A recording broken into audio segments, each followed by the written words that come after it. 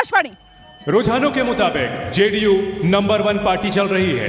इस वक्त बड़ा उलटफेर हो गया है और रुझानों के हिसाब से फिलहाल जेडीयू सबसे बड़ी पार्टी के तौर पर 71 सीटों पर फिलहाल बढ़त बनाए हुए है और बीजेपी 68 सीटों पर दूसरे नंबर की पार्टी बिहार की राजनीति में बन रही है। अगर ऐसा होता है तो वो जो जेडीयू का कार्यकर्ता है ना, वो जो जेडीयू का नेता है, वो मन से बहुत खुश होगा, क्योंकि लगातार जेडीयू के लोग, जेडीयू के समर्थक ये कहते थे सीट बंटवारे में भी भले ही एक सीट ज्यादा, लेकिन कम से कम एक सीट ज्यादा मिलनी चाहिए जेडीयू को। लेकिन अब नतीजों में क्या बिहार की जनता जेडीयू की ये जो मंशा थी वो पूरी करने वाली है? फिलहाल आप देख रहे हैं शुरुआती रुझान सामने आ रहे हैं और इन रुझानों में अभी तक जो बीजेपी सबसे बड़े दल के तौर पर आगे चल रही थी, अब जेडीयू बिहार की राजनीति में सबसे बड़े दल के तौर पर अपनी मौजूदगी दर्ज करा रही है। जिस बात का मैं जिक्र कर रही थी, चिराग पासवान फैक्टर एनडीए को जबरदस्त बढ़त दिलाता हुआ, क्योंकि पिछली बार चिराग पासवान साथ में नहीं थे, एनडीए 125 पर रुक गया था और इस बार एनडीए 153। इस रेस में एनडीए बहुमत के साथ आगे बढ़ता हुआ और महागठबंधन महज 78 के साथ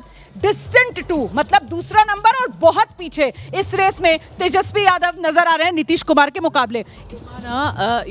जो इलेक्शंस के 10 दिन पहले जो मामला वहां पर बदला है, बहुत लोगों ने इसको भापा नहीं, बहुत साइलेंटली मामला बदला और ऐसा लगने लगा था कि बहुत स्ट्रॉन्ग अंडरकरेंट नीतीश कुमार के लिए। ये बात हम लोग ने ऑन एयर भी बोली है कि सरप्राइज मत होइएगा अगर जेडीयू सबसे बड़ी पार्टी बन के उभरे। याद है पिछली बार नीतीश के पक्ष में क्या गया?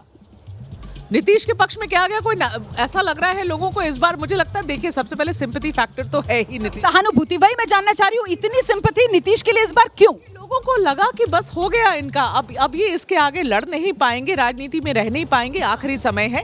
लोगों को एक सिंपैथी फैक्टर था, लेकिन वो सिंपैथी फैक्टर कपल्ड विथ जो विकास वहां पर हुआ। लेकिन ये जरा सा सिंपैथी फैक्टर पर मैं बात कर लूं, और वो सिंपैथी फैक्टर पर बात करना इसलिए जरूरी है क्योंकि महागठबंधन, तेजस्वी यादव आक्रामक तरीके से, नीतीश की तो सेहत खराब हो गई है, चाचा का तो अब समय खत्म हो गया है, ये इस तरीके के जो हमले किए गए, ये चाचा भतीजा वाली लड़ाई, इसने कहीं ना कहीं नीतीश के लिए सिंपैथी, सहानुभूति बढ़ाई। सिंपैथी के दो कारण हैं। एक तो ये कि नीतीश नहीं बनेंगे तो कौन बनेगा, तो वहाँ के लोगों को दोनों स्वीकार नहीं थे। भारतीय जनता पार्टी का निर्णय भी स्वीकार नहीं था, क्योंकि जिन राज्यों में अनंत सिंह की जीत का अंतर अभी कम हो रहा है। 700 वोटों की बढ़त 3 राउंड की गिनती के बाद बनी हुई है। ओहो, मोकामा में कोई उलटफेर होने वाला है क्या? वीणा देवी कहीं आगे तो नहीं निकल जाएंगी? सूरजभान सिंह की पत्नी है, हालांकि अनंत सिंह की गैर मौजूदगी में मुंगेर के सांसद अपने ललन सिंह, उन्होंने कमान संभाली थी अनंत सिंह के लिए, लेकिन फिलहाल जीत का फासला शुरुआती रुझानों में कम होता हुआ। मैं ये कह रहा था कि वहाँ पे दो फैक्टर हैं। वहाँ के मतदाताओं को लगा कि नीतीश नहीं बनेंगे तो कौन बनेगा, तो तेजस्वी को चाहते नहीं थे, और वो ये भी नहीं चाहते थे कि भारतीय जनता पार्टी जिस तरीके से मुख्यमंत्रियों के चेहरे उतारती रही है, कोई ऐसा चेहरा वहाँ पे बिहार में उतार दे। इसलिए एक सिंपैथी जो वेव चला वो नीतीश के पक्ष में चला, और मुझे लगता है जो बहुत मतदान हुआ है वो शायद जिताने से ज्यादा जिताने से ज्यादा हराने के लिए था, और इस बात को हराने के लिए था कि तेजस्वी जी मुख्यमंत्री नहीं बनने पाए।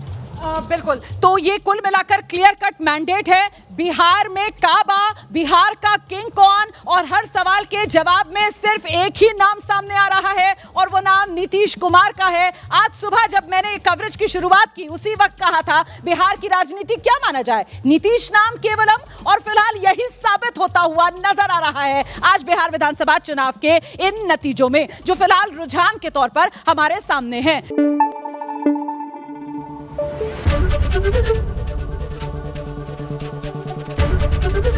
एबीपी न्यूज आपको रखे आगे।